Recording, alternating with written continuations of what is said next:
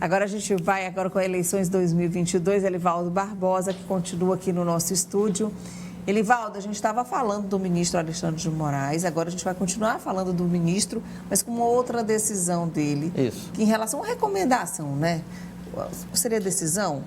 Não, foi decisão. Uma decisão, né? Foi decisão aprovada no plenário do Tribunal Superior Eleitoral. E a decisão foi o seguinte, os eleitores não vão poder levar o aparelho celular na hora, ali na cabine, na hora do voto.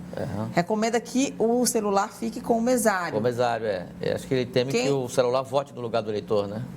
Quem desrespeitar, pode chamar a polícia. Pode chamar até a polícia. Uma decisão bem dura, tomada ontem numa reunião do colegiado do Tribunal Superior Eleitoral. Então, quem estava pensando em chegar lá na urna, fazer uma selfiezinha lá e tal, tudo, ou então tirar uma foto lá na hora do voto, não pode fazer isso. Nas eleições passadas, a gente precisa deixar claro, isso podia. Podia levar seu celular. Podia, sem problema. Tem gente que fazia até vídeo, entrando lá na urna, lá, e fazer aquela história toda. Até porque tem muita gente que usa o celular como uma agenda também, escreve aquilo. Às vezes vai levando uma colinha ali também, né, para tentar acertar lá o voto que ele acha que é. Será que ele imaginou que proibiu esse uso do celular?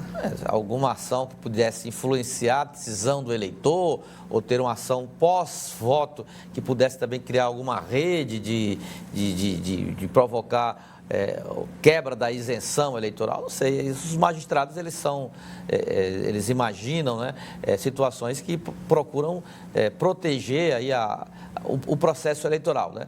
Mas nesse caso do celular... Tem, inclusive, uma entrevista do ministro falando exatamente. Sobre o tema. Ele defendendo o que foi decidido ontem no Tribunal Superior Eleitoral, o ministro presidente Alexandre de Moraes.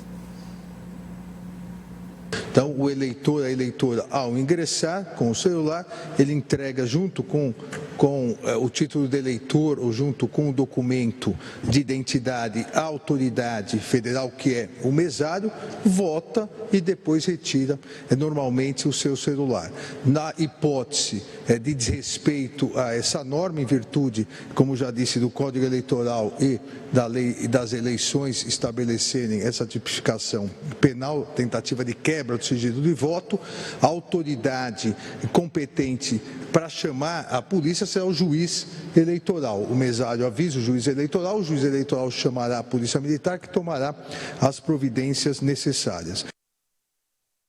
É uma forma de proteção do sigilo do voto. Essa foi a linha de raciocínio dos magistrados para embasar essa decisão. Muitas vezes você pode, isso acontece, negociar o voto e o que pagou o voto que é a prova. E a prova podia ser lá a foto da urna, lá, olha, voltei aqui, está aqui no meu celular e tudo. Então, isso não vai acontecer. Se existir qualquer tipo de negociata neste sentido, procure outra prova.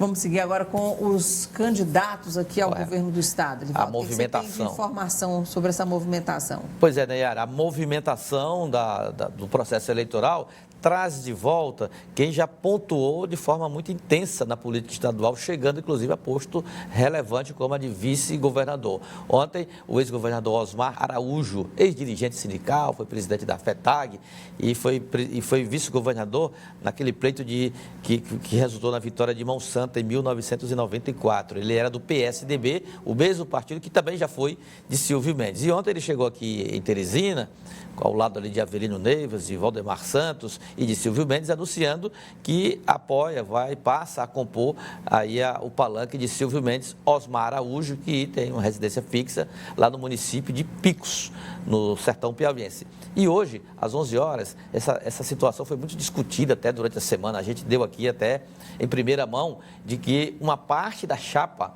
de candidatos a deputado federal do Podemos, a metade da chapa iria aderir a Silvio Mendes. Isso foi uma confusão grande, achou que não, a chapa está toda fiel à coligação do Podemos com o PSC, que tem Jesse Lima como candidato ao governo. Pois não, pois hoje, 11 horas está marcado lá para o escritório do candidato Silvio Mendes essa adesão formal, inclusive. Os candidatos vão lá. Bom, se essa agenda for confirmada, fica mesmo caracterizada essa migração de candidatos de uma chapa. E como fica a fidelidade partidária, considerando que o Podemos já definiu formalmente o apoio a Jesse Lima, faz parte inclusive dessa coligação majoritária. A informação que se tem é que essa situação não foi decidida um processo de discussão interna na sigla, mas isso é até uma justificativa questionável. Vamos ver os desdobramentos dessa medida, se isso vai realmente se confirmar no final da manhã desta sexta-feira. Do lado governista, ontem foi um dia de intensa movimentação do candidato Rafael Fonteles.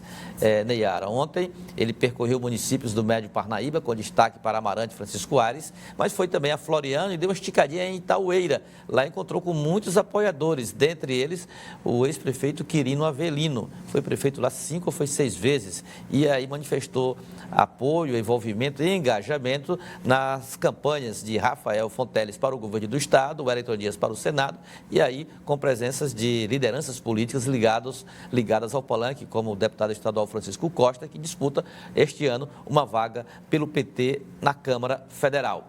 E para fechar essa rodada, voltamos ao Podemos. Ontem eu conversei com o candidato ao Senado, Fábio Sérvio, e ele disse que não há nenhuma intercorrência na campanha de Jesse Lima, para o governo do Estado. A candidata tem mantido uma agenda de reuniões e de encontros. Ele próprio tem feito isso, inclusive nos mandou esse registro de um encontro realizado recentemente aqui em Teresina com apoiadores de um bairro da cidade. E disse que a campanha segue firme. Ele para o Senado e Jesse Lima para o governo do Estado, concretizando essa aliança Podemos e PSC numa chapa majoritária na sucessão estadual piauiense.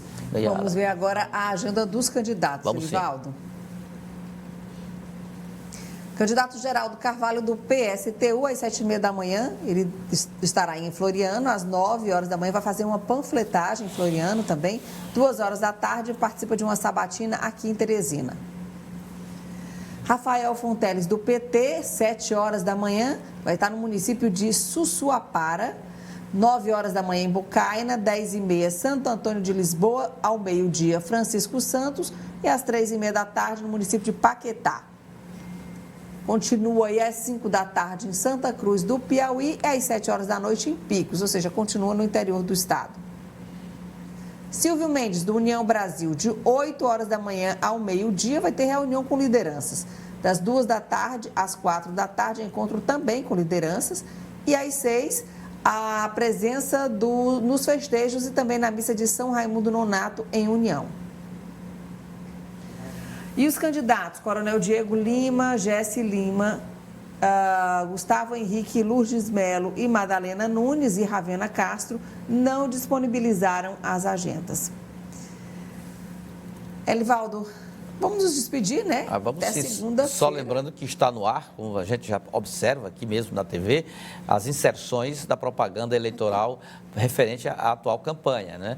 E hoje, à 1h da tarde, nós vamos ter a oportunidade de acompanhar aquela programação mais intensa, de 25 minutos, e vamos acompanhar de perto qual vai ser a mensagem inicial dos candidatos que disputam o governo do estado do Piauí e que procuram conquistar o voto do eleitor. Esta é a etapa, Neyara, considerada decisiva, fundamental para a sorte de quem pensa em buscar um mandato no executivo ou no legislativo. Elivaldo, eu estava esquecendo, a gente tem aqui também uma reportagem de como foi a movimentação dos candidatos ao Palácio do Planalto ontem pelo Brasil. Vamos conferir. Pela manhã, Bolsonaro compareceu a uma das cerimônias mais importantes do calendário militar, o Dia do Soldado.